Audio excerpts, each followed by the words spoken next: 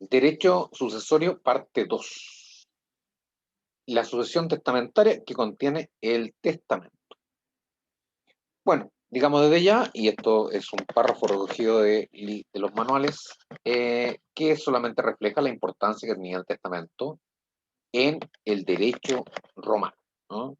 Privilegiaba por sobre todas las cosas la voluntad del causante por cualquier medio, que lo vamos a ver que hubo una evolución, y por sobre la sucesión intestada.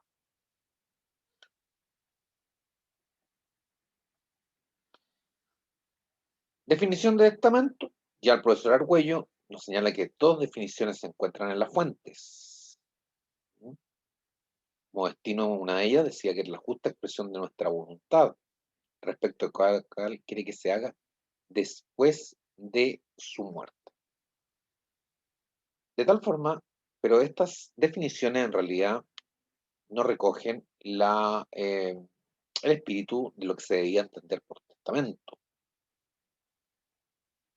Y así podemos señalar que, según siguiendo también a Modestino, recogido en el digesto, acto jurídico solemne de última voluntad, por el cual una persona instituía heredero o herederos, disponía sus bienes para después de su muerte, y también puede incluir otras disposiciones, tales como legados, fideicomiso, manumisiones y nombramientos. Acto jurídico solemne.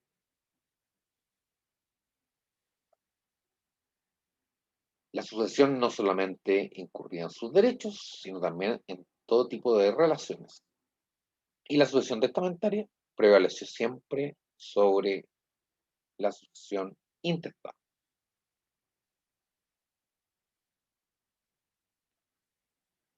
Profesor Argüello nos señala ya un concepto de testamento más moderno. Vámonos derechamente a lo que son las características. En primer lugar, es un acto naturalmente mortis causa. Sus efectos se producen a la muerte del causante. De derecho civil, solo accesible a ciudadanos romanos. Durante el curso del año ya hemos visto que con respecto al testamento, especialmente lo que se refería a los peculios en el primer semestre, y a las limitaciones con respecto a la tutela y curatela, solo era accesible a ciudadanos romanos, y dentro de los ciudadanos, los hijos de familia la tenían muy limitada. Era un acto jurídico unilateral, porque solo obligaba, perdón, es un acto jurídico unilateral porque solo participaba en su formación el causante. Si el causante dejaba algo al hijo, no le consultaba, no se necesitaba la voluntad del hijo, para formar lo que era el testamento. Ahora, distinto es si aceptaba o denegaba la herencia, pero para la formación del testamento como acto jurídico solemne, no se le pedía su parecer. Por eso es un acto jurídico unilateral, Romano 1. Personalísimo no se podía hacer a través de representantes, tenía que hacerse personal. Solemne se requerían ciertas formalidades que eran distintas según el testamento de qué se tratara. Revocable o de última voluntad, podía ser cambiado las veces que se quisiera, y el último testamento era el que valía. Y debía contener la institución de heredero. El derecho antiguo nos señala tres formas testamentarias: testamento in calatis comitis, realizado ante los comicios; el testamento in prospectu, frente al ejército; y el testamento mancipatorio, o el testamento ante los comicios, el testamento militar o el testamento mancipatorio, como decía Gallo.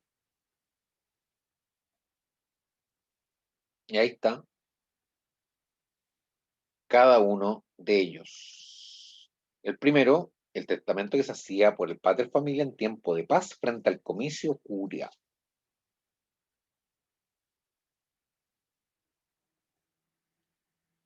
Testamento militar se realizaba en tiempo de guerra frente al ejército, propio del soldado. No requería formalidades especiales.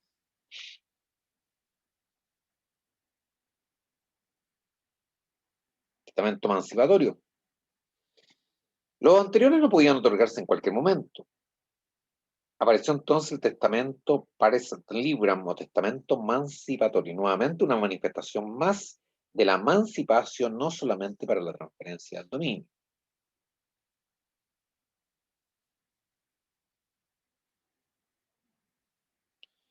Posteriormente evolucionó y se recogió la opinión del pretor también para modificar disposiciones del derecho civil que eran incompletas o ajenas a la equidad. Redujo las formalidades fundamentalmente y a través de este testamento honorario dispuso que se tratase simplemente de un documento que contenga la designación del heredero y los sellos de 7 testigos.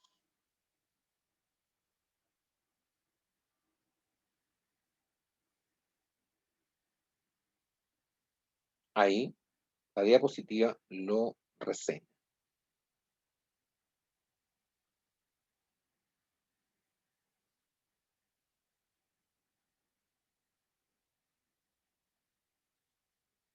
Testamento en el derecho imperial en el Justinianeo.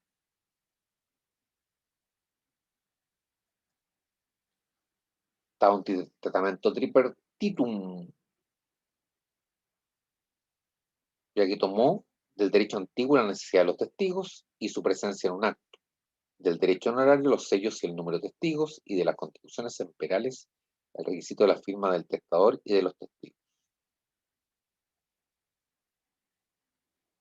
Testamento nuncupativo, testamento oral que se otorgaba frente a 7 testigos.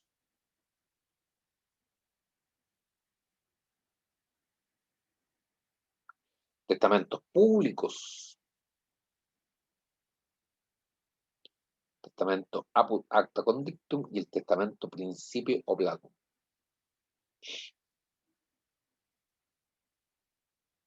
Una serie de testamentos en la evolución del derecho romano. Testamentos especiales, que son los que más se acuerdan mis alumnos. O sea, especiales o extraordinarios atendiendo a determinadas circunstancias que aumentaron o disminuyeron las formalidades. Entre otros, el testamento del analfabeto y del ciego.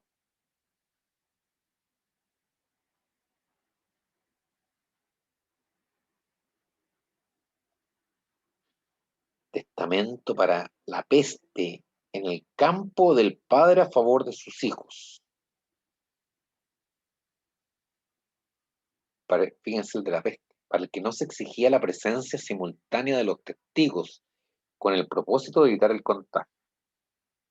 Cualquier similitud con la realidad es una coincidencia.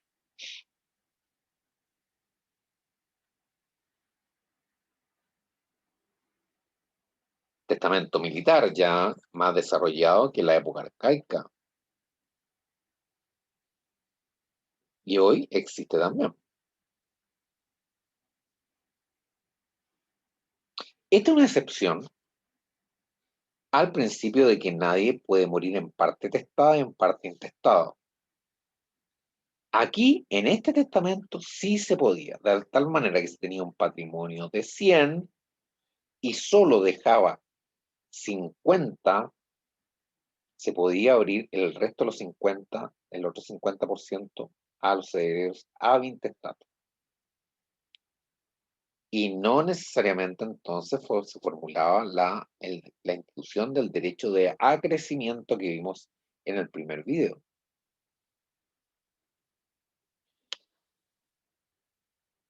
Para que un testamento fuera válido había que tener capacidad para testar y ser heredero lo que se llamaba la testamenti facti, capacidad para testar y para ser instituido en el heredero, que solo la tenían los ciudadanos romanos. Y era una testamenti facti activa y un testamenti facti pasiva.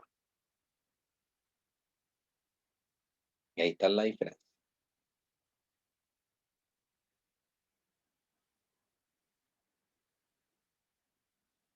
Quienes poseían la testamenti facti activa y quienes eran la excepción, así los impúberes y los pródigos. La mujer sui juris necesitaba de la autorización de su tutor para hacer.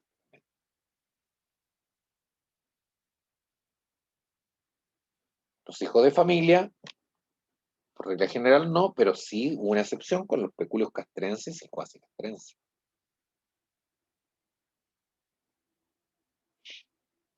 Ahí están algunas referencias a los requisitos para la destinante activa. Solo generalidades. No se permitió la institución de personas inciertas. Voy a dejar testamento al primero que pase por mi casa. Ejemplo.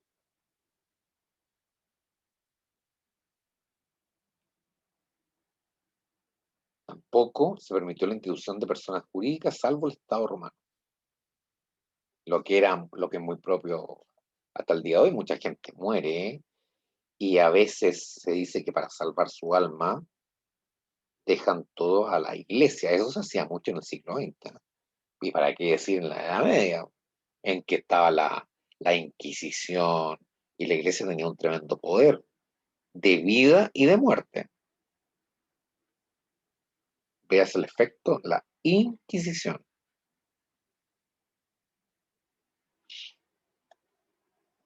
Contenido del testamento, primero la institución del heredero. Una persona o varias. Cuotas distintas de la herencia. Ahí hay unas cuestiones técnicas, por ejemplo, que las cuotas se estimaban por lo común en 12 partes, pero no la vamos a ver. Solamente algunas referencias al contenido del testamento, inclusión del heredero. No quiero que se aprendan los muchos contenidos técnicos, solamente que sepan las distintas instituciones que hay en el derecho romano, que era la sustitución. Es una institución de heredero sujeta a condiciones suspensivas en la que se nombraba un heredero sustituto para el caso que el primeramente instituido no llegara a heredar.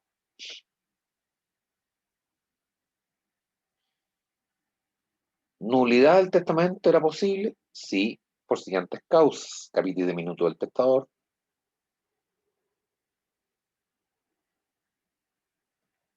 porque ninguno de los herederos instituidos llegara a adquirir la herencia, por nacimiento un póstumo que no hubiera sido tomado en cuenta. Por ejemplo, el hijo que está en el vientre de la mujer del causante, que nace y no ha sido tomado en cuenta en el testamento. Pero las reglas generales está en el primer párrafo. Cuando adoleciera algún defecto en su contenido, si faltaba la instrucción de heredero, o si al hacerlo se hubiera pasado por alto un hijo. Eso era desde el origen. Y podía ser invalidado posteriormente, sí, por las causales que ya hemos mencionado. Revocación, podía revocarlo en cualquier momento, dijimos, porque es el testamento de la última voluntad, y la última voluntad puede ser modificada.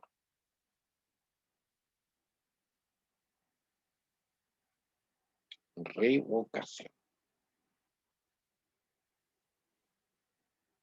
Y si deja varios testamentos sin revocar, el último. ¿Se podía desheredar? ¿Se puede desheredar el día de hoy?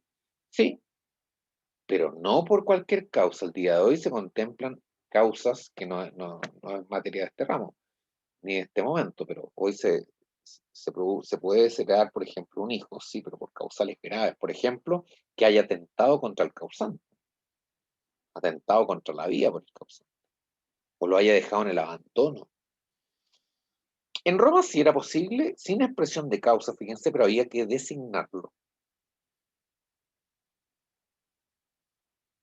Ahora no. Uno puede desheredar, pero tiene que expresar el motivo.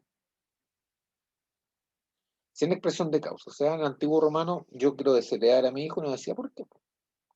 Pero había que decirlo. Cambia esto en la situación en Justiniano. Hay que expresar la causa, lo que ya es propio de una civilización más avanzada, ¿no?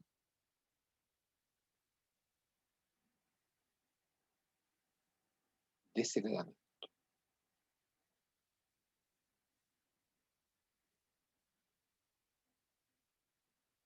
¿Qué pasaba si el testador en su testamento no reconocía a todos que eran los legitimarios? ¿Cómo se reclamaba esa parte de la litigia? Bueno, bien, simplemente esto ya sigue para conocimiento. La querella inoficiosa testamenti. Aquí en realidad de este PPT me interesa que maneje concepto de testamento y algunas clases de testamento.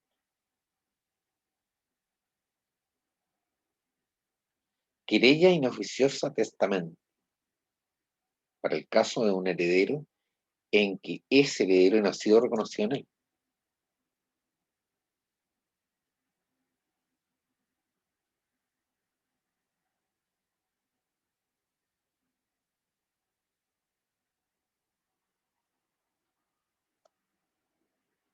Desgraciadamente, no podemos entrar por el caso de tiempo a analizar. Con respecto, insisto, a este PPT, me interesa que al menos dominen el testamento, sus clases. Los derechos hereditarios, ya lo dijimos en la clase pasada, que la sucesión intestada se rige por los órdenes sucesorios. La sucesión intestada se rige por las legítimas que se refieren. Mitad legitimaria, cuarta de mejoras y cuarta de libre disposición. La legítima, reacción a favor de los herederos de sangre más allegados al testador. O sea, es el reconocimiento a que todos los herederos, por nuestra responsabilidad como procreadores, deben ser reconocidos en nuestro ordenamiento, en nuestro testamento.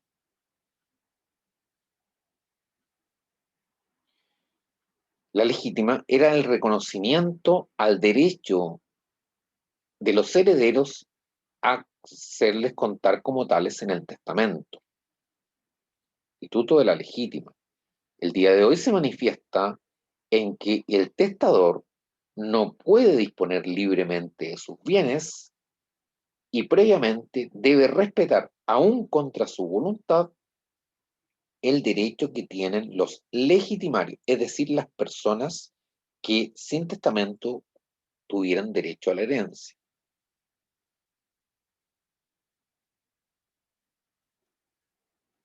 Monto de la legítima, este parte era bien confuso en el derecho romano y pese a todas las modificaciones. Ahí está un concepto de legítima.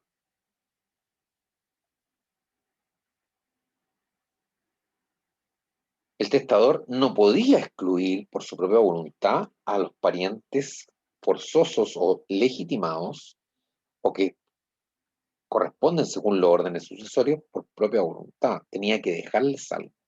Y esto funcionaba en un principio por discreción judicial. No había reconocimiento a la cuarta de mejoras. Lo que sí se llegó a un concepto, a un consenso, digamos, que los herederos, es decir, en el testamento, los herederos legítimos, es decir, los herederos que sin testamento hubieran heredado conforme a los órdenes sucesorios, les correspondía al menos, no podían quedarse sin la cuarta parte de la herencia. O sea, el testador podía disponer de lo que quisiera, pero no podía excluir a sus herederos si no lo hubiera nombrado y no podían recibir menos de la cuarta parte de cada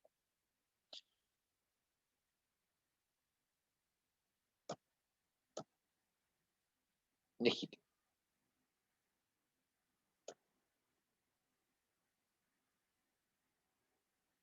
La parte que ciertos parientes deben haber recibido del testador para que no puedan atacar el testamento. Lo vamos a ver a través de un ejemplo.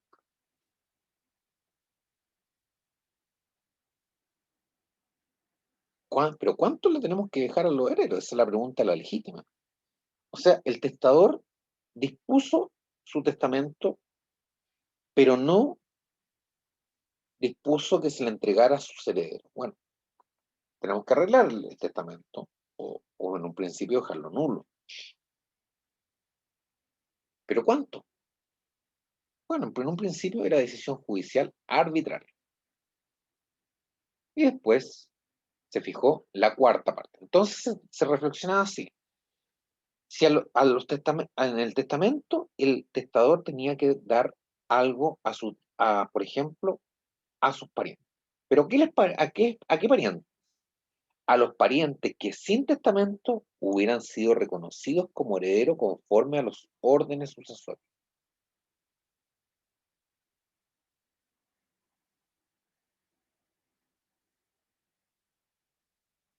División de la herencia, si por ejemplo moría el causante y dejaba el fondo corneliano a tres hijos, no necesariamente debían permanecer en la indivisión, podían pedir la división del patrimonio común a través de una acción familia circundare. Si recuerdan, constituyeron conjuntamente con otras dos las acciones divisorias. Y ahí con eso terminamos lo que es el testamento.